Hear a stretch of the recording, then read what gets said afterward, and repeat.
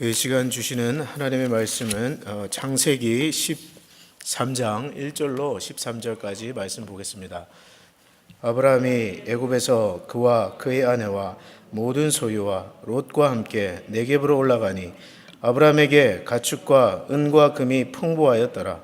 그가 네겝에서부터 길을 떠나 베델에 이르며 베델과 아이 사이 곧 전에 장막 쳤던 곳에 이르니 그가 처음으로 제단을 쌓은 곳이라. 그가 거기서 여호와의 이름을 불렀더라.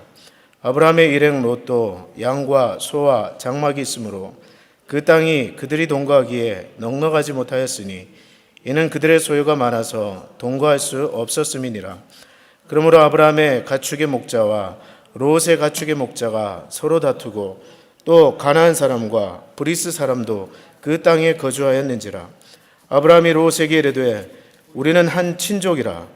나나 너나 내 목자나 내 목자나 서로 다투게 하지 말자. 내 앞에 온 땅이 있지 아니하냐. 나를 떠나가라. 내가 좌하면 나는 우하고 내가 우하면 나는 좌하리라. 이에 롯이 눈을 들어 요단 지역을 바라본즉 소알까지 온 땅에 물이 넉넉하니 여호와께서 소돔과 고모라를 멸하시기 전이었으므로 여호와의 동산 같고 애굽 땅과 같았더라. 그러므로 롯이 요단 온 지역을 택하고 동으로 옮기니 그들이 서로 떠난지라. 아브라함은 가나안 땅에 거주하였고 롯은 그 지역의 도시들에 머무르며 그 장막을 옮겨 소돔까지 이르렀더라. 소돔 사람은 여호와 앞에 악하며 큰 죄인이었더라. 아멘. 자, 오늘 이제 사도신경 강해가 끝나고 창세기 인물 강해 첫 번째 시간입니다. 저는 지난 특별 새벽기도 때 아브라함에 대한 설교를 하고 또 이렇게 미처 다루지 못한 부분들이 있어서 오늘은 이별이라는 제목으로 말씀을 여러분과 나누겠습니다.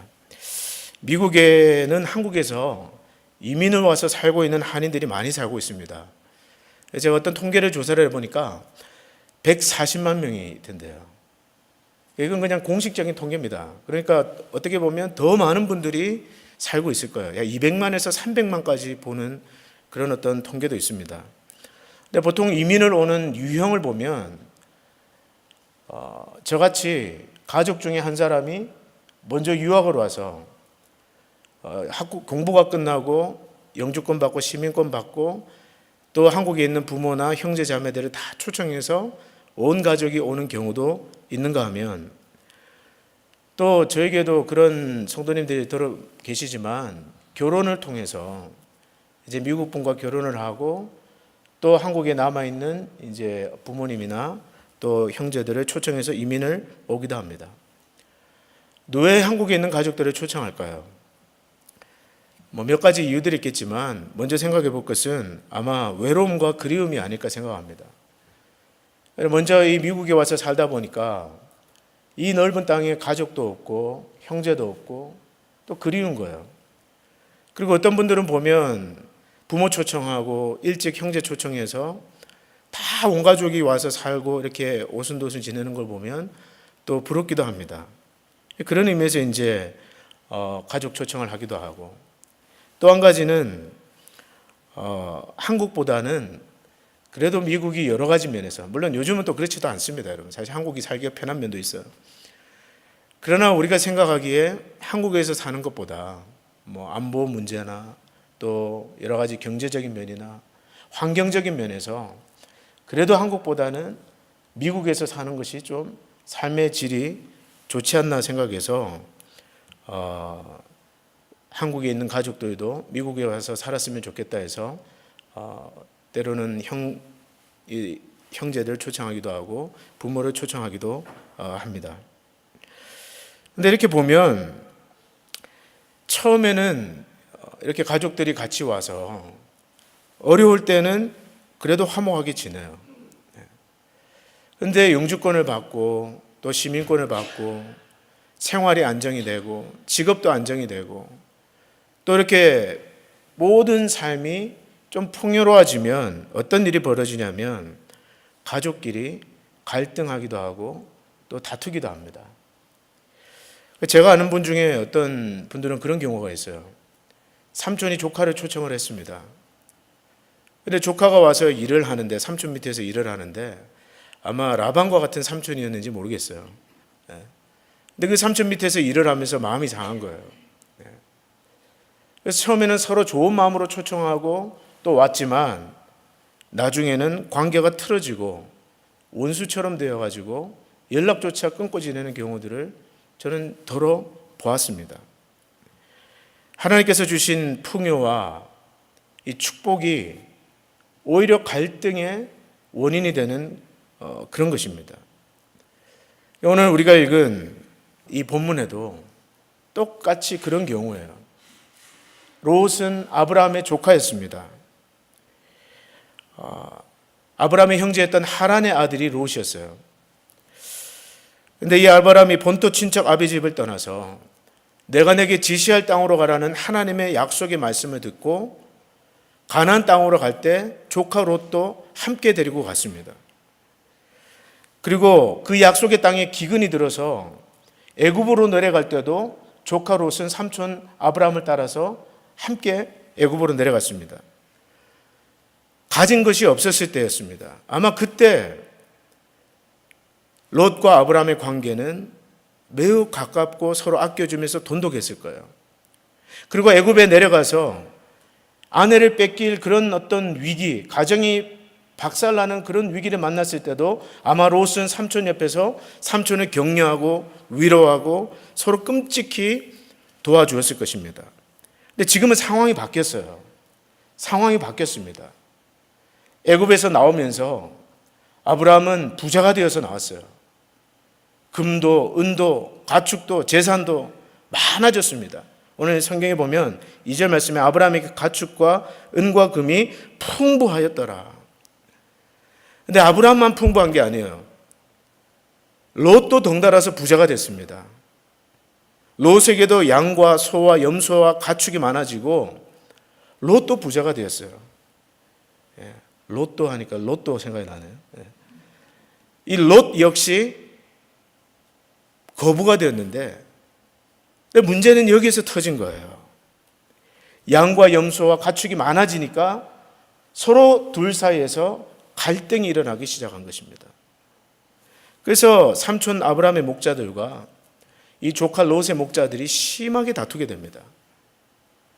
그래서 이것이 바로 오늘 이 본문에서 일어나고 있는 이 본문의 배경이 되고 있습니다. 자, 이것을 염두에 두고 오늘 우리가 본문 말씀으로 한번 들어가 보겠습니다. 애굽에 내려가서 이 바로에게 아내를 뺏길 뻔한 아브라함은 하나님의 그 적극적인 개입하심으로 오히려 더 거부가 되어서 이 약속의 땅으로 돌아오는데, 그러나 여러분 우리가 생각해 볼 때 잘된 일 아니냐. 애굽으로 내려가서 아내 뺏길 뻔했지만 오히려 그것이 역전이 되어서 금도 은도 가축도 풍부하게 가지고 돌아오게 되었으니 이거 잘된 일 아니냐. 그렇게 생각할 수 있습니다. 그러나 신앙적으로 볼 때 이것은 완전한 실패예요. 영적인 면에서 볼 때 이것은 분명한 영적 파산입니다. 기근이 들었다고 해서 애굽으로 내려간 것 자체도 그렇고요. 또 그 바로에게 자기 아내가 누이라고 거짓말하면서 위기를 모면하려고 인간적인 계책을 썼던 것도 실패입니다. 그래서 여러분 애굽으로 내려간 것은 신앙적인 면에서는 완전히 실패인데, 그랬던 아브라함이 다시 애굽을 나오면서 오늘 처음으로 찾아간 곳이 있습니다. 그것이 3절과 4절 같이 한번 우리 읽어보겠습니다. 3절과 4절입니다. 시작. 그가 네게브에서부터 길을 떠나 베델에 이르며 베델과 아이 사이 곧 전에 장막 쳤던 곳에 이르니 그가 처음으로 제단을 쌓은 곳이라. 그가 거기서 여호와의 이름을 불렀더라. 자, 애굽에서 영적으로 철저하게 실패했지만 아브라함이 다시 가나안 땅으로 오면서 처음 찾은 곳이 어디입니까? 그가 하나님을 처음 만났던 곳, 하나님을 예배하면서 제단을 쌓았던 그 자리로 아브라함이 지금 다시 돌아와서 제단을 쌓고 여호와를 예배하면서 하나님의 이름을 부르고 있습니다. 여러분 왜 그랬을까요? 이 아브라함에게는요, 영적인 회복이 필요했습니다. 신앙의 회복이 필요했어요. 비록 심한 기근 때문에 어쩔 수 없이 애굽으로 내려가서 그 우여곡절을 다 겪고 실패했지만 그는 이 뼈아픈 실패를 통해서 다시 한번 자기의 신앙을 하나님 앞에서 새롭게 하기를 원했던 것입니다. 그래서 지금 처음 그가 제단을 쌓고 여호와를 만났던 그 자리로, 다른 곳으로도 얼마든지 갈 수 있었지만 이 애굽에서의 철저한 깨어짐과 실패를 경험하면서 그는 다시 여호와께 제단을 쌓았던 그 자리로 돌아왔던 것입니다. 여러분, 우리 중에 실패하지 않는 사람은 아무도 없습니다. 그렇지 않습니까? 실수하지 않는 사람도 아무도 없습니다. 아무리 신앙적으로 훌륭하고 뛰어난 사람도 때로는 넘어지고 실패하고 실수할 수 있습니다. 한번 보십시오. 아내를 누이라고 속이면서, 저 여자 내 와이프가 아니라 my sister. 우리는 그 아브라함을 보고 쪼다갔다고 손가락질을 합니다. 그러나 여러분, 오늘 그것이 내 모습일 수도 있습니다. 당장의 눈앞에 닥친 위기를 넘기려고 우리는 얼마나 자주 습관적으로 거짓말을 하고 삽니까? 예를 들어 집에 전화가 오면 없다고 해라. 사실 이것도 여러분 거짓말이에요. 없는 것이 아니라 받기 싫은 거죠. 예수님의 수제자였던 베드로도 마찬가지입니다. 어느 날 베드로가 이방인들과 같이 밥을 먹고 있었어요. 근데 그때 유대인들이 그 자리를 찾아온 것입니다. 열심히 밥을 먹고 있던 베드로가 숟가락을 딱 놓고 마치 아무 일이 없었던 듯이 일어나서 가버립니다. 그 장면을 보고 사도 바울이 이 베드로를 꾸짖는데 위선자라고 그렇게 통렬하게 책망하는 것이 갈라디아서에 나오지 않습니까? 바로 이것처럼 여러분, 우리는 언제든 연약하고 또 넘어지기 쉽고 실패하고 실수하는 것이 바로 우리 인간입니다. 그러나 중요한 것은 무엇입니까? 그럼에도 불구하고 오늘 이 아브라함처럼 예배 자리를 떠나지 않는 거예요. 하나님을 기억하고 다시 하나님 앞에 예배 자리로 돌아오는 것입니다. 한번 보십시오, 여러분. 그 애굽에서 아내를 누이라고 속이고 실패하고 돌아왔을 때 그 아브라함의 마음은 어땠을까요? 아마 저 같으면 굉장히 수치스러울 것 같아요. 어떻게 아내 얼굴을 쳐다보겠습니까? 무슨 말을 하겠습니까? 내가 이거밖에 안 되나? 아마 그런 자기 정죄감, 그리고 비록 하나님께서 상황을 역전시키셔서 은도 주시고 금도 주시고 가축도 주셨지만 그것을 보면서 기뻐하기보다는 어쩌면 하나님을 쳐다보지도 못했을 거예요. 그 자신의 영적 실패가 부끄러워서. 그러나 그럼에도 불구하고 오늘 이 아브라함을 보십시오. 그는 처음 하나님을 만났던 그 자리로 다시 돌아가고 있습니다. 비록 내가 실패했지만 나는 다시 하나님께로 돌아가리라. 그리고 그 예배 자리에서 그는 여호와 하나님의 이름을 부르고 있는 것입니다. 여러분, 중요한 것은 실패했다는 것이 아니에요. 여러분들이 죄에 넘어졌다는 것이 아닙니다. 실패했음에도 불구하고, 죄를 지었음에도 불구하고 다시 한번 있는 모습 그대로 여호와 앞에 나오는 것입니다. 어떤 사람들은 부부싸움을 하면 주일날 안 나와요. 부부싸움을 했기 때문에 그 마음에 죄책감이 생기고 또 부끄러움이 있는 겁니다. 그래도 나와야 됩니다. 그리고 어떤 분들은 남모르게 은밀하게 짓는 죄가 있어서 그 죄 때문에 또 예배를 안 나오려고 해요. 그러나 그래도 나와야 됩니다. 실패해도 7번에 7번을 넘어져도 오늘 우리는 예배 자리를 떠나서는 안 됩니다. 왜냐하면 바로 이 예배 자리에서 하나님은 하나님의 백성들을 새롭게 해주시기 때문에 그렇습니다. 이 예배 자리에서 하나님은 다시 일어설 수 있는 능력과 힘을 주십니다. 그래서 우리 믿는 자들에게 예배는요, 특권인 것입니다. 자, 그런데 오늘 본문에 문제가 생겼는데요. 서론에서 말씀드린 것처럼 이 아브라함의 목자들과 롯의 목자들의 가축이 넘쳐남으로 인해서 물이 모자라고 풀이 모자라게 됐습니다. 그래서 이 아브라함과 롯의 목자들이 서로 만나며 싸우는 거예요. 네가 먼저 왔네, 내가 먼저 왔네. 내 우물이네, 네 우물이네. 그러면서 서로 싸우는데, 더군다나 거기에는 오늘 말씀해 보면 가나안 사람과 브리스 사람도 그 땅에 거주하였더라. 이게 보통 지금 난리가 아니에요, 여러분. 아브라함의 양떼들, 롯의 양떼들, 거기다가 더해서 가나안 족속들과 브리스 족속들의 그 양떼들이 한정된 곳에서 싸우면서 지금 유목을 하고 있는 것입니다.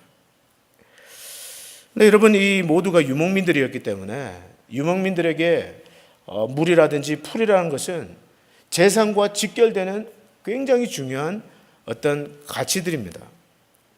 보통 신경이 예민한 문제가 아니었을 거예요.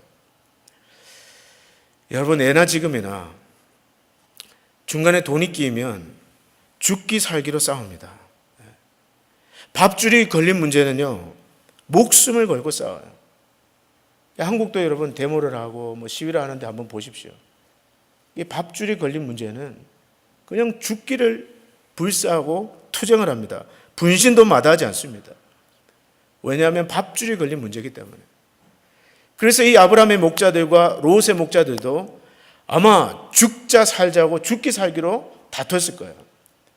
그래서 이 아브라함이 견딜 수가 없는 지경에까지 이르렀을 것입니다. 그래서 할 수 없이 이 아브라함이 중재에 나서는데 8절과 9절 말씀 같이 한번 읽어보겠습니다. 8절과 9절 시작. 아브라함이 롯에게 이르되 우리는 한 친족이라 나나 너나 내 목자나 내 목자나 서로 다투게 하지 말자. 내 앞에 온 땅이 있지 아니하냐. 나를 떠나가라. 내가 좌하면 나는 우하고 내가 우하면 나는 좌하리라. 자, 여러분, 왜 아브라함은 사실은 재산이 많으면 조카보다는 아브라함이 좀 더 많지 않았겠습니까? 근데 왜 아브라함은 먼저 롯에게 선택권을 줬을까요? 네가 먼저 선택해라. 네가 좌로 가면 나는 우로 가고 네가 우로 가면 나는 좌로 가리라. 어떤 분들은 이것을 아브라함의 불신앙이라고 해석하기도 합니다. 왜냐하면 아브라함은 애굽에서는 아내를 포기하려고 했어요. 근데 여러분, 아내를 포기한다는 건 무슨 말입니까? 창세기 12장에 내가 너로 큰 민족을 이루어 내 민족을 창대케 하리라. 그 약속을 완전히 던져버리는 거예요. 내 씨로 천하 만민이 복을 얻게 하리라. 이 약속을 그냥 내팽개치는 겁니다. 그런데 지금은 아브라함이 땅을 포기하려고 하고 있다는 거예요. 만약에 이때 롯이 삼촌이 좋은 땅으로 가십시오. 제가 이 가나안 땅에 있겠습니다. 이랬다면 어떻게 될 뻔했냐는 겁니다. 지금 이 아브라함은 땅을 포기함으로 다시 한번 하나님의 언약을 위태롭게 하고 있기 때문에 이것은 불신앙이자 실패라고 보는 것입니다. 그러나 저는 좀 다르게 해석을 합니다. 아브라함은 애굽에서 실패를 경험하고 돌아왔습니다. 그리고 자기 신앙을 새롭게 해보겠다고 다시 그 첫 예배 자리로 돌아왔습니다. 그런데 그가 다시 함부로 그 약속의 땅을 내줬겠냐는 거예요. 그래서 만약에 롯이 삼촌이 좋은 땅으로 가십시오. 나는 가나안 땅에 머물겠습니다. 라고 했다고 할지라도 아마 아브라함은 가나안 땅 안에서 다른 장소를 찾았을 것입니다. 왜냐하면 그에게 주신 약속의 땅이기 때문에 그렇습니다. 자, 그러면 왜 아브라함은 롯에게 선택권을 주었을까요? 두 가지를 생각해 볼 수 있는데, 첫 번째로는 아브라함은 당장의 이익이나 편리함보다는 가족끼리의 화목을 선택했기 때문에 그렇습니다. 말씀드린 대로 롯은 조카예요. 그의 형제 하란의 아들입니다. 먼저 죽은 하란의 자식이에요. 피를 나눈 형제였습니다. 그래서 아마 아브라함은 먼저 죽은 자기 형제 하란을 생각해서라도 조카 롯에게 끝까지 최선을 다하고 싶었을 것입니다. 자, 여러분, 여기서 중요한 것은 이것입니다. 오늘 교회 안에 어떤 일을 하는 것도 중요하지만 그보다 더 중요한 것은 성도끼리 화목한 거예요. 왜 그랬습니까? 오늘 여러분과 우리는 예수 그리스도의 피를 나눈 형제요 자매이기 때문에 그렇습니다. 두 번째로 아브라함이 롯에게 이 선택을 양보한 이유는 이 아브라함이 애굽에서의 실패를 통해서 중요한 레슨을 배웠기 때문에 그렇습니다. 그 레슨이 무엇이냐면 중요한 것은 어떤 환경이 아니라 하나님이 함께 하시는 삶이라는 것을 그는 뼈저리게 배웠을 것입니다. 그 애굽에서의 실패를 통해서 오늘 내가 어디로 가느냐, 이것보다 더 중요한 질문은 오늘 내가 누구와 함께 있느냐, 이것이 더 본질적이고 중요한 질문이라는 것을 아브라함이 깨달았을 것입니다. 그래서 이 아브라함이 애굽으로 내려가서 경험을 하면서 중요한 것은 내가 가나안 땅에 사느냐 애굽 땅에 사느냐 이것이 아니라 내가 지금 하나님과 함께 하느냐 아니냐, 이것이 더 중요하다는 것을 아브라함은 깨달았습니다. 그래서 조카에게 말한 거예요. 네가 좌하면 내가 우하고 네가 우하면 내가 좌하리라. 무슨 뜻입니까, 여러분? 나는 아무렴 상관이 없다라는 거예요. 왜 그랬습니까? 어차피 복을 주시는 분은 하나님이기 때문에 그렇다는 거예요. 하나님께서 이 가나안 땅을 내게 복으로 주실 것이니, 우리가 좀 전에 불렀던 찬양처럼 하나님이 있으라고 하면 그 땅에 있을 것이고 하나님이 떠나라고 하면 나는 떠날 것이다. 그러나 하나님만 나와 함께 한다면 비록 불편하고 어려움이 있고 부족함이 있어도 나는 이 땅에서 하나님이 반드시 잘되게 하셨다는 것을 믿는다라는 신앙으로 아브라함은 롯에게 먼저 선택권을 준 것입니다. 오늘 여러분들에게는 이런 믿음이 있습니까? 중요한 것은 환경이 아니라 나와 함께 하시는 하나님이라는 믿음이 여러분에게 있습니까? 비록 사업이 망하고 도와줄 사람이 없고 또 사방팔방이 막힌다 할지라도 하나님께서만 나와 함께 하신다면 반드시 하나님께서 솟아날 그런 은혜를 주신다는 믿음이 여러분들에게 있습니까? 바로 아브라함에게 있었던 믿음이 바로 이런 믿음이었습니다. 그래서 여러분, 우리 신앙인들에게 이런 것은 없어야 됩니다. 무엇이냐면 나는 절대로 양보하지 않겠다. 이것만은 절대로 뺏기지 않겠다. 또 이것만은 절대로 놓지 않겠다. 사실 이런 건 없어야 돼요. 왜 그렇습니까? 하나님이 살아계시기 때문에 그렇습니다. 여러분이 목숨 걸고 붙들어야 되는 것은 오직 하나님 한 분뿐이에요. 그 나머지는 사실 다 옵션입니다. 중요한 것은 하나님이에요. 가나안 땅이냐, 애굽 땅이냐, 소돔 땅이냐, 이게 아닙니다, 여러분. 환경이 아니에요.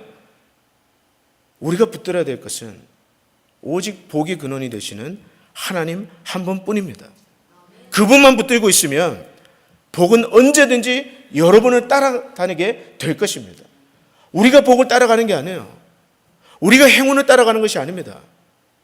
하나님을 쫓아가면 복은 우리를 따라오게 되는 것입니다. 비록 조카 롯이 떠나서 조금의 여유가 생겼지만 아마 아브라함은 여전히 가나안 땅에서 불편하고 또 힘들었을 것입니다. 왜냐하면 여전히 그 땅에는 가나안의 목자들이 있었고 브리스 사람들도 목축을 하고 있었기 때문에 여전히 모자라고 부족하고 갈등이 있고, 그러나 아브라함은 이런 믿음으로 약속의 땅에 남아있기로 선택합니다. 자, 그런데 롯은 어떻습니까? 이 삼촌의 제안에 롯은 어떻게 반응합니까? 우리 10절과 11절 말씀 같이 한번 읽어봅니다. 시작. 이에 롯이 눈을 들어 요단 지역을 바라본즉 소알까지 온 땅에 물이 넉넉하니 여호와께서 소돔과 고모라를 멸하시기 전이었으므로 여호와의 동산 같고 애굽 땅과 같았더라. 그러므로 롯이 요단 온 지역을 택하고 동으로 옮기니 그들이 서로 떠난지라. 이 삼촌 아브라함의 제안을 보고 롯이 눈을 들어서 보니까 그 땅이 너무너무 아름다운 거예요. So beautiful. 물이 너무너무 풍부하고 양떼들이 풀을 뜯어먹을 그 푸른 초장이 넘쳐나는, 그래서 롯의 눈에 볼 때 야, 이것이 에덴 동산이구나. 이것이 애굽 땅과 같구나. 그때 당시 애굽 땅은 풍요의 상징이었습니다. 아마 이 미국과 같은 아마 어떤 그런 모습이었을 것 같아요. 얼마나 아름답습니까, 여러분? 미국이 산도 아름답고 호수도 아름답고 강도 아름답고. 아마 롯이 눈을 들어서 딱 보니까 그 땅이야말로 여호와의 동산 같고 애굽 땅과 같았더라. 그래서 여러분, 롯은 두 번 생각하지 않고 요단 동편을 넘어서 요단강을 건너서 요단 동편 지역으로 떠나갑니다. 자, 우리가 알 것은요, 창세기에 동쪽이라는 단어가 나올 때마다 이것이 상징하는 것이 있어요. 그것이 무엇이냐면 하나님으로부터 멀어진다는 것을 상징합니다. 그래서 창세기 3장 24절에 하나님이 사람을 쫓아내시고 에덴 동산 동쪽에 그룹들과 두루 도는 불칼을 두어 생명나무의 길을 지키게 하시니라. 이 아담과 하와가 죄를 범하고 하나님을 떠나게 될 때 그들은 에덴 동산 동쪽에 거주하게 됐습니다. 창세기 4장 16절에도 가인이 그 동생 아벨을 죽이고 여호와 앞을 떠나서 말씀해 보니까 에덴 동쪽 롯 땅에 거주하더니, 또 창세기 11장에 보면 사람들이 하나님께 반역하면서 바벨탑을 쌓는데 그들이 동방으로 옮기다가 시날 평지를 만나서 거기에서 바벨탑을 쌓았더라. 여러분들이 창세기를 쭉 읽으시면서 동쪽이 나오면 그것은 하나님으로부터 떠나는 것을 상징합니다. 오늘 롯도 마찬가지예요. 11절에 롯이 요단 온 지역을 택하고 동으로 옮기니 그들이 서로 떠났다. 여러분, 롯이 떠난 것은 아브라함만이 아닙니다. 롯은 하나님을 떠난 거예요. 이것은 분명히 불신앙적인 선택이었습니다. 만약에 그에게 신앙이 있었다면 삼촌, 조금 살기 불편할지라도 저는 이 땅에 남아있겠습니다. 삼촌에게 나타나신 하나님이 약속하신 그 땅이 때문에 그렇습니다. 먹고 사는 문제도 중요하지만 저에게는 신앙이 더 중요합니다. 아마 그렇게 말해야 옳았습니다. 근데 성경에 그런 말 전혀 없어요. 그런 말 전혀 없습니다. 주저없이, 두 번 생각할 것 없이, 기도 없이, 영적 고민 없이 그 소할 땅을 향해서 떠나갑니다. 이것을 두고 알렉산더 화이트라는 신학자는 이렇게 말합니다. 롯의 마음은 돌과 같이 변했다.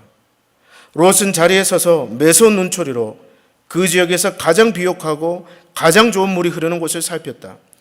그리고 자신의 가축을 그곳으로 이끌고 갔다. 롯은 조금도 머뭇거리지 않았고 회한의 기미도 전혀 없었으며 감사하다는 말도 없었다. 롯은 저 아래 보이는 볕과 비가 충분한 그 도시의 이름과 특성을 잘 알았다. 그것이 소돔과 고모라, 죄악의 도시라는 것을 잘 알았다는 의미입니다.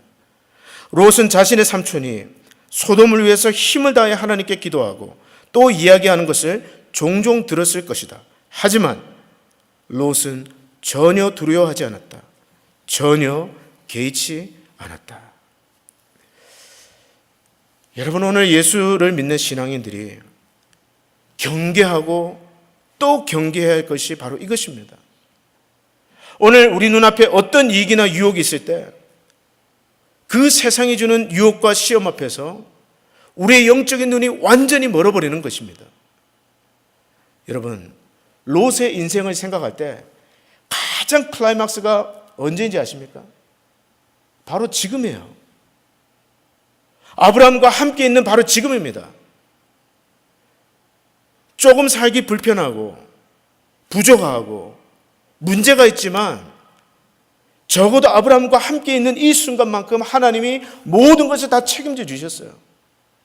재산도 주시고 가축도 주시고 먹을 것도 주시고 모든 걸 다 주셨습니다.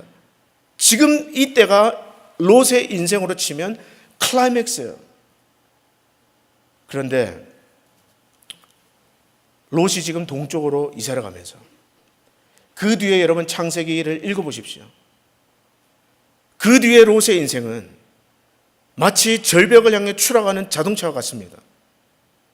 창세기 14장에 보면 동쪽으로 떠난 이 롯은 가나안 연합군에게 완전히 박살나고 풍지박산돼서 재산 다 뺏기고 아내 뺏기고 가족 뺏기고, 근데 아브라함이 와서 건져줍니다. 그러나 완전히 파산을 경험하게 돼요.